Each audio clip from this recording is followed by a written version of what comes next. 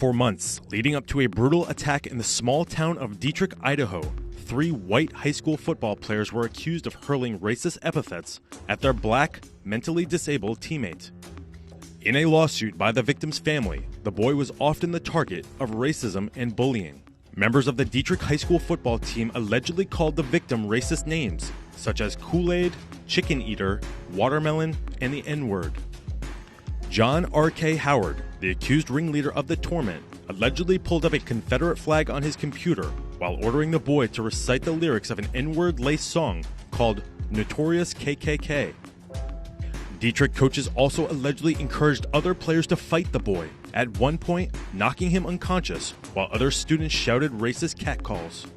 The boy was also allegedly on the receiving end of wedgies and being stripped of his clothing while teammates took naked photos of him. But the abusive behavior turned worse in October of 2015. According to court documents, the victim was lured under the pretense of receiving a hug from a teammate in the locker room.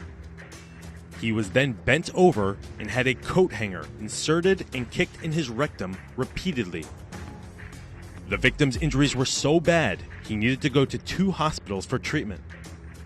"I screamed," the boy testified. "I was pretty upset. I felt really bad, a little bit betrayed and confused at the same time. It was terrible, a pain I've never felt." The victim has also received psychological treatment for increased paranoia and agitation.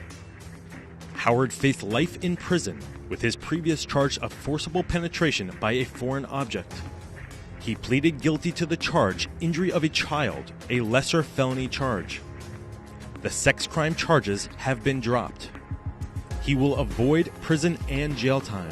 Deputy Attorney General Casey Hemmer said that if the case had gone to trial, prosecutors would have proved that Howard kicked a coat hanger into the victim's rectum after another football player put the hanger there. "It was egregious behavior. It caused the victim a lot of suffering, but it is not, in my view, a sex crime," Hemmer said. "We don't believe it's appropriate for Mr. Howard to suffer the consequences of a sex offender."